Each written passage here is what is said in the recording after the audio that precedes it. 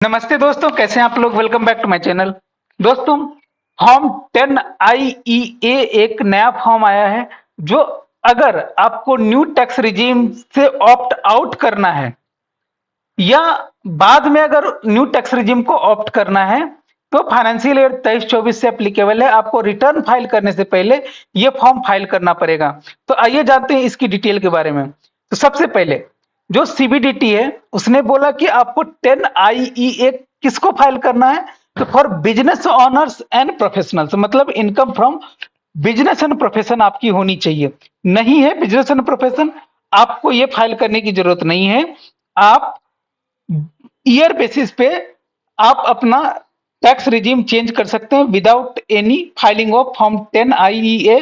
Just आपको return में वो आपको ऑप्ट करना होगा आपको कौन सा फाइल करना है।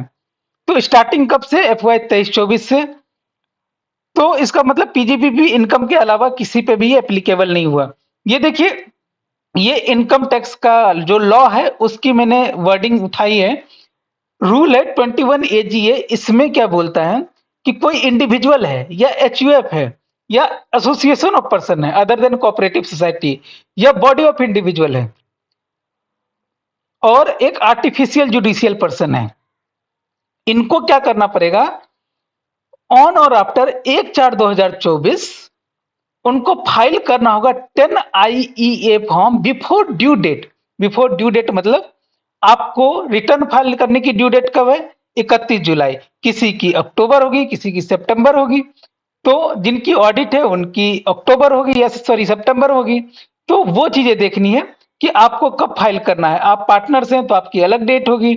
तो आपकी रिटर्न जनरली फाइल करने की जो ड्यू डेट है वो इंडिविजुअल के लिए या HUF के लिए है 31 जुलाई 2024। अगर मैं फाइनेंशियल ईयर 23-24 की बात करूं, जुलाई 31 जुलाई ऑफ असेसमेंट ईयर जो है वो फाइल करने की लास्ट डेट होती है। तो वहां तक आपको 10 IEA फाइल करनी होगी। उसके बाद ही आप अंडर सेक्शन 139(1) आप अपना रिटर्न फाइल कर सकते हैं।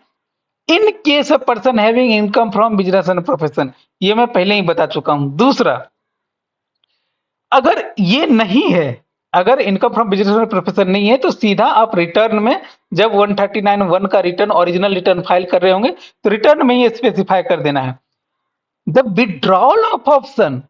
अगर बाद में से मानते 23-24 के लिए आपने अगर ओल्ड टैक्स रिजीम ऑप्ट किया है, 2 साल के बाद आपको अगर न्यू टैक्स रिजीम भी ऑप्ट करना है, अगर आपका बिजनेस एंड प्रोफेशन है तो यही फॉर्म फाइल होगा।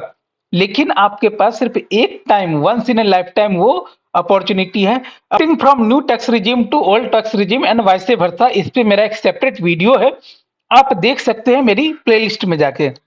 और 10 IEA कैसे फाइल होगा, तो इलेक्ट्रॉनिकली फाइल होगा। मैं एक अंतर बताता हूं। पहले एक फॉर्म था 10 IE जिसमें आपको न्यू टैक्स रिजीम ऑप्ट करना है तो भी आपको फाइल करना था, ओल्ड टैक्स रिजीम ऑप्ट करना है तो भी फाइल करना था फॉर बिजनेस एंड प्रोफेशन।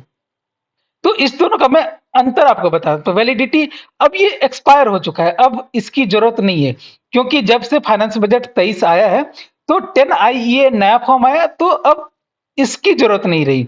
आपको कब 10 IEA फाइल करना है, तो आपके जो डेडलाइन है, जो रिटर्न फाइलिंग की लास्ट डेट है ओरिजिनल रिटर्न फाइल की, उससे पहले करना है और उसका एक्नॉलेजमेंट नंबर आपको डालना पड़ेगा आपकी रिटर्न में।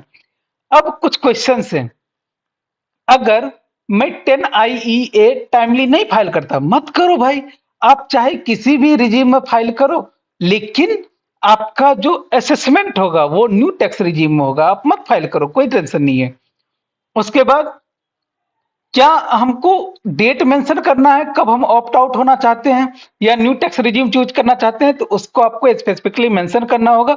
वो रेलेवेंट फाइनेंशियल ईयर का होना चाहिए। अब मान लीजिए मैंने ओल्ड टैक्स रिजीम ऑप्ट कर लिया फॉर्म 10 IEA फाइल करके, लेकिन बाद में पता चला यार मेरा तो अभी बिजनेस से इनकम है ही नहीं, कोई प्रोफेशन से भी इनकम नहीं है। तो क्या मैं न्यू टैक्स रिजीम में फाइल कर सकता हूँ? बिल्कुल कर सकते हैं, और आप चेंज भी हर साल कर सकते हैं।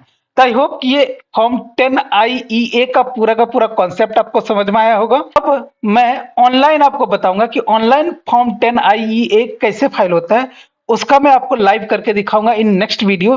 तो मिलते हैं फिर से आपसे एक नई वीडियो के साथ। तब तक के लिए मैं Ritish Raj signing off. Thank you so much.